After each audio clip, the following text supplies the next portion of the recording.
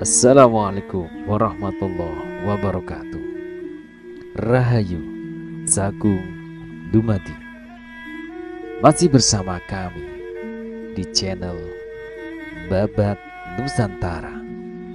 Pada kesempatan kali ini akan menceritakan sejarah ciu. Miras lokal dikenal sejak zaman kerajaan. Ciu identik sebagai salah satu ragam minuman keras atau miras tradisional di Indonesia yang punya sejarah panjang. Minuman lokal yang mengandung alkohol ini sudah dikenal sejak zaman kerajaan.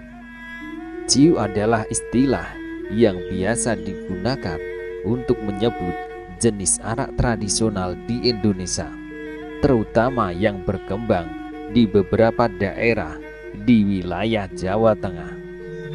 Ada sejumlah pendapat yang berbeda mengenai ciu, termasuk terkait bahan pembuatannya.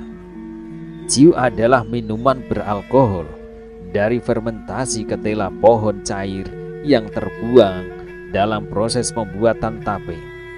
Ada pula yang menyebut ciu dibuat dari hasil penyulingan tetes tebu atau limbah cair yang terbuang dalam proses pembuatan gula dan sudah difermentasi. Biasanya jenis-jenis penyebutan ciu dan perbedaan bahan pembuatannya itu didasarkan pada wilayah-wilayah tertentu. Ciu sendiri merupakan istilah yang dianggap umum untuk menyebut minuman fermentasi tradisional ini.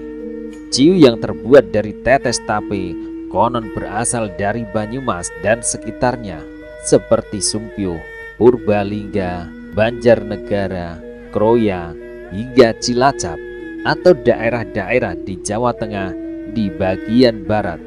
Sedangkan ciu yang berbahan tetes tebu paling terkenal di Desa Bekonang, Sukoharjo, dekat Solo. Oleh karena itu, jenis ciu ini kerap disebut dengan nama ciu Bekonang atau ciu cangkol.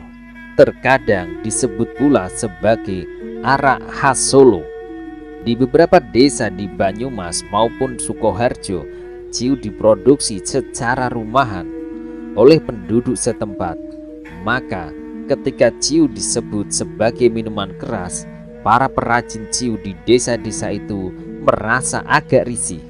Boleh jadi ada salah kaprah dalam memaknai arti ciu. Arak atau minuman fermentasi tradisional sudah dikenal lama di Indonesia, bahkan sejak zaman kerajaan.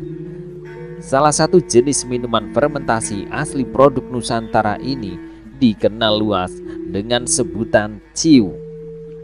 Catatan tertua tentang minuman fermentasi ada di dalam beberapa prasasti dan naskah Jawa kuno mulai dari abad ke-8 sampai abad ke-13. Begitu pula saat Nusantara dijajah Belanda dan memasuki masa pemerintahan kolonial Hindia Belanda. Jika para pejabat atau orang-orang Belanda yang ada di Indonesia suka menggelar pesta dengan menyajikan miras khas Eropa, maka rakyat jelata lebih akrab dengan arak, tuak, atau ciu. Di Solo dan di sekitarnya, sebagai contoh, pada masa itu ciu seolah menjadi minuman wajib setiap kali ada pesta rakyat atau keramaian, misalnya pertunjukan tayub, wayang, atau saat perayaan panen raya. Orang-orang Eropa atau Belanda yang ada di Indonesia juga melirik arak, termasuk ciu, untuk dibisniskan. Salah satunya adalah kehadiran minuman beralkohol yang dikenal dengan merek Batavia Arak Van Osten. Produksi arak Batavia dimulai di Batavia atau kini Jakarta pada tahun 1743. Batavia Arak Van Osten mengandung 50% alkohol dan menjadi terkenal pada abad ke-18 di seluruh Indonesia.